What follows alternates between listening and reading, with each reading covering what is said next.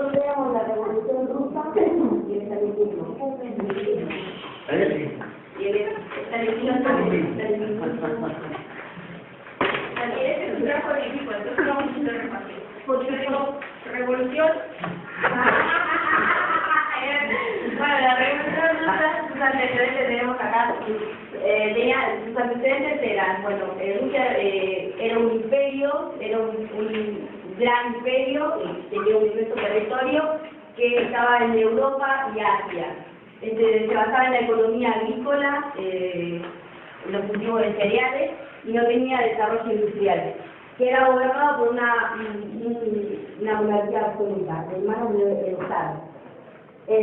Bueno, la población en su mayoría era campesina y vivía en condiciones miserables, donde se produjo un descontento de la población y una primera guerra mundial, que era reflejada en la economía y en la superficie social.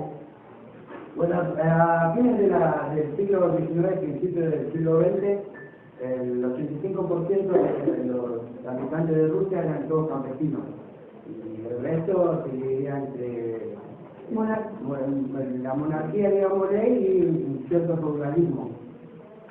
Tierra teniente en realidad en Rusia. El descontento que había justamente porque vivían de forma muy marginal todos los campesinos, empezó a provocar el levantamiento de la revolución. En 1905 se generó una protesta de alrededor de 200.000 campesinos trabajadores, fueron a protestar en el Imperio de Hierro en la Casa de Gobierno de San Petersburgo, donde gobernaba Nicolás II Romanov. Dinastía de los romanos. Y bueno, había policía, pero al verse superado por la gente, mucha gente, 200.000 personas, el gobierno mandó también a fuerzas militares. Y a su vez mandaron la orden de alojar el sitio, y como los fueron hablaron, estaba todo a cargo del cura, el sacerdote Georgi Gapón, que estaba a cargo de la manifestación. Hablaron con él, bueno, lo seguían a él, los militares, y le ordenaron que desalojen el sitio, iban a reprimir. Ellos se negaron porque iban desarmados, iban con su reclamo justo, y bajaron orden de que empiezan a disparar. Y murieron alrededor de 500 personas y varios centenares de heridos. Me parece reclamo justo de los trabajadores que querían un plan justo de igualdad. Una igualdad para todos iguales. Y como el 85% eran entre obreros, campesinos y soldados sin trabajo, los obreros tenían unos sueldos miserios, ellos querían una igualdad o un justo...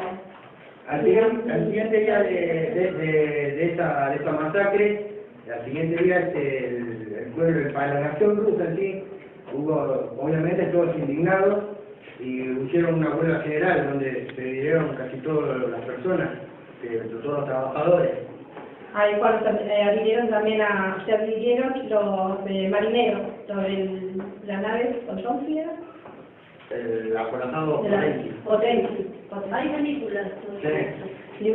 Y se levantó una manifestación, y ahí cuando se empezó con la revolución rusa, y que estaban todos descontentos porque el zar tenía todos, y algunos, digamos, los monarcas o los de alta jerarquía tenían todos, y los campesinos vivían trabajando por sueldos miserables, y los obreros también, y los soldados estaban todos sin trabajo y estaban en una ruina. Por eso se empezó la revolución rusa. Conjunto a la huelga general, se crearon los consejos locales del pueblo, Soviet se llamaba. Y ahí es donde empezaron a presionar al zar, a Guillermo II, y este mismo aprovechó su astucia, digámosle, para embaucar no solamente en San Petersburgo, sino en todo el país, en todas las ciudades llamaban los Soviet. Y el zar Guillermo, Nicolás los envolvió, digámosle, a la gente de los soviets, y dándole algunos de sus territorios. Le daban, bueno, era un momento tomás, era un momento, Es como que el TAP nos convocó todos a una asamblea general para escuchar los reclamos que ellos querían o lo que necesitaban y tratar de apaciguar la revuelta que habían armado, y quiso resultar y lo superó, digamos, los reclamos de toda la gente, lo superó, y entonces que como que armó una Duma, digamos, le llamó Duma digamos, a las asambleas que había armado para convocar a todos y tener todos sus reclamos, y lo superó y renunció. Entonces a todo esto se armó la revuelta y empezaron a tomar los cargos los campesinos, obreros y soldados, digamos, agarrar todos ellos y poder manejar ellos. Pero como también a ellos también los superó digamos, el lugar tan grande, los campos, las pequeñitas industrias que había, y no sabían cómo repartirse todo, entonces ahí cuando entró Lenin. Antes había pasado el tema de los soviets, que Guillermo Nicolás II, no, conmigo, Guillermo Nicolás. Y una vez que él ya tenía apuntado, marcado todos los cabecillas, los mandó a arrestar todo el mazo.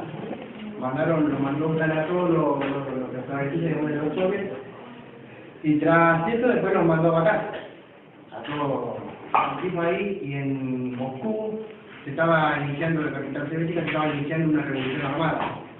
Al tener a los cabecillas armados, obviamente bajo tortura, los obligaba a delatar, y sacó la información que en Moscú estaba preparando esta revolución, y fue ahí donde fue aplastada el primer intento de revolución rusa, en 1917. Después lo que decía para el 1917. En 1917 empezó, los organizó Lenin, y también los quiso organizar, y cuando ahí fue que Lenin impuso la ideología marxista, que tenían que trabajar todos para todos y tener todos igualdad de condiciones.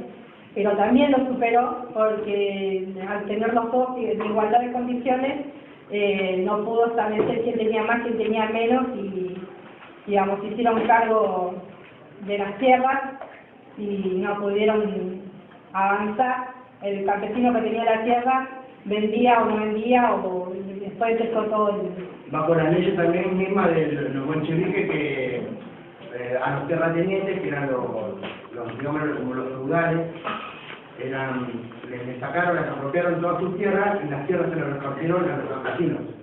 O sea, que sacaron por leyes como estaba prohibida la propiedad privada.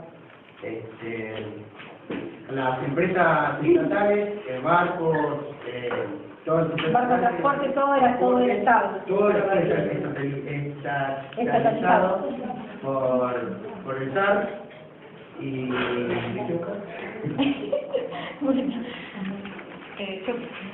puedo decir algo que escribí aquí, que desde 1905 hasta 1917 ocurrió un fenómeno grandioso, una transformación de un imperio gobernado por un autócrata, que como dijo él era Nicolás II, se transformó en una república socialista, y se llegó a una gran potencia industrial. Y bueno, lo que querían las personas era una jornada laboral de 8 horas, un salario mínimo de un rublo por día, y bueno, tuvieron su manifestación, como ya dijo el compañero, se lo reprimió. Después, cuando llega Lenin, en 1917, viene con 3 demandas, porque ya había ocurrido la guerra. Una de ellas era que termine la guerra, otra que se le iba a dar la tierra a los campesinos y el poder a los soviets, pero después no se llega a realizar. Y bueno, en 1922 es el año en que se inicia esto de la Unión de Repúblicas Socialistas Soviéticas, conocida con las siglas URSS,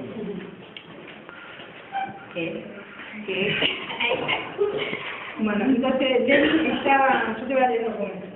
Lenin, que estaba exiliado, forma del partido bolchevique, inculcándole la idea que todo el poder es para los soviets o pan y de trabajo. Se rebelan tomando el Palacio de Invierno, asumiendo a partir de este momento todo poder, y se formó el Consejo de Comisarios del Pueblo, dirigidos por Lenin, y comenzaron a dar respuesta a la gente, que Stalin literalmente vivía. Por decreto se puso en manos de campesinos las tierras de los terratenientes. Dice, los dueños de fábricas mantuvieron su propiedad, pero la producción fue manejada y controlada por los obreros. Se negoció la guerra y se puso fin a las acciones bélicas, perdiendo gran parte del territorio ruso frente a Alemania, que al finalizar la guerra debió devolver la zona. Claro, ¿se acuerdan que habíamos dicho que cuando terminó la guerra, Alemania tuvo que volver a todas las tierras y encima se lo obligó a pagar los costos de la guerra? Igual. Y este nuevo gobierno sería formado por los obreros y campesinos. A partir de ese momento comenzaría a formar un Estado socialista. Después de estar, Lenin se enfermó en alguna apoplejía y entonces ahí viene... Pero antes de eso, cuando estaba al poder Lenin, que Francia y Inglaterra apoyaron al ejército blanco, que era el ejército que estaba acá de los zares, estaban en contra de Lenin, que siga el poder los zares, el zar mismo, de la misma aristocracia que estaba antes. Estaban en contra de que un plebeyo pueda llegar al poder. Entonces Inglaterra y Francia se pusieron de acuerdo a apoyar al zar para que vuelva a tener el poder y control de los campesinos y los obreros y los soldados que trabajaran para ellos. Después de una guerra de 3 años, una guerra civil que dura 3 años con más de 7 millones de personas muertas.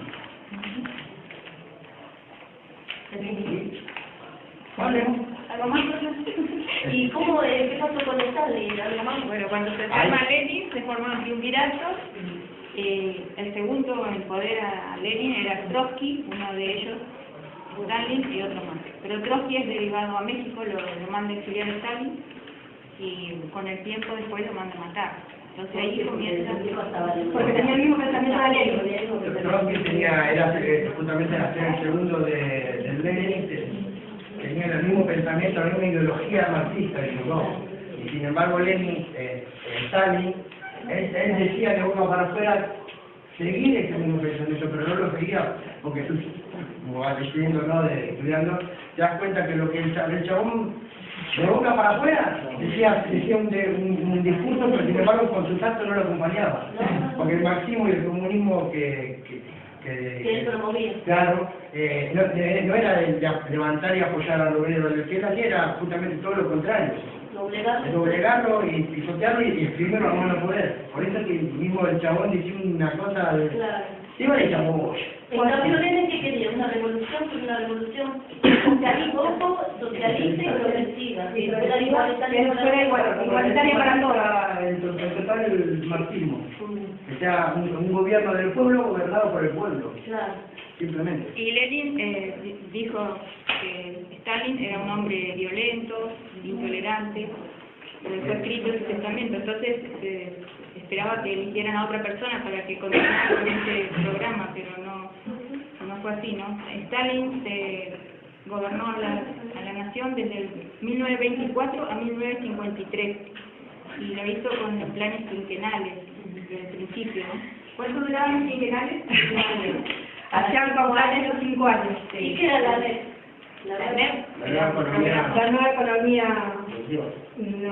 nueva política económica. ¿Eso la había instaurado Lenin? Lenin había instaurado una nueva política económica que fuera igualitaria para todas. Y, digamos, la quiso manejar Stalin y no le convencía, entonces hizo lo que él quiso y se gobernó peor que Stalin.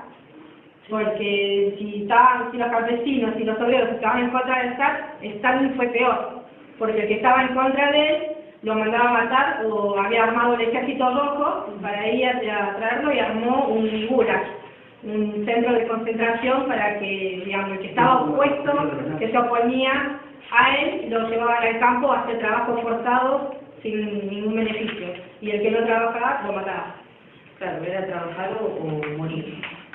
era más dictador que los mismos zares. Aparte había armado, digamos, un imperio comunista.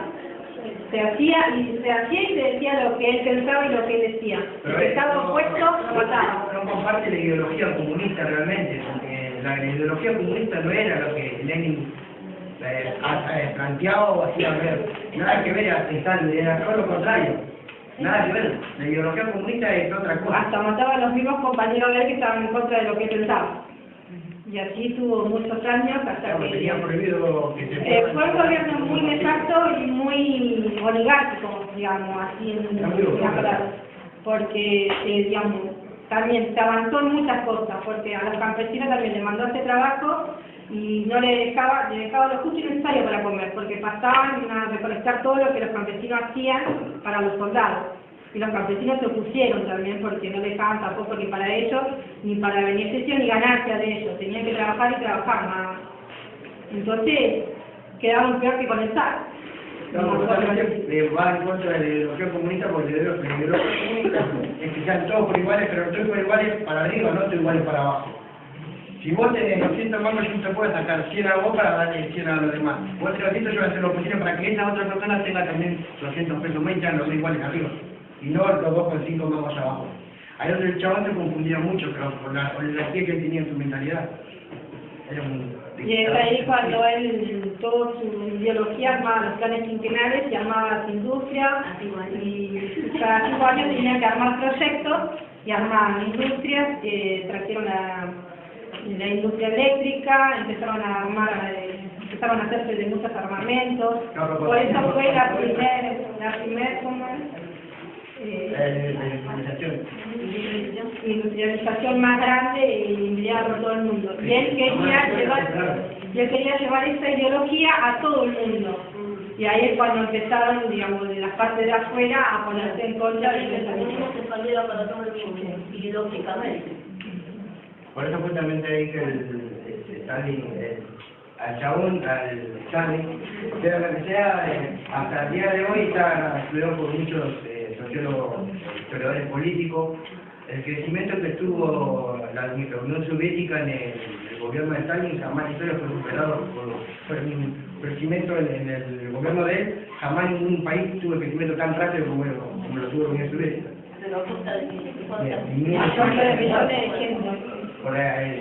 Aparte que porque hubo un levantamiento, pero porque ella estaba pidiendo meterse en la guerra, pues aceleraba mucho más el tema de acero, hierro, para todo para armamento.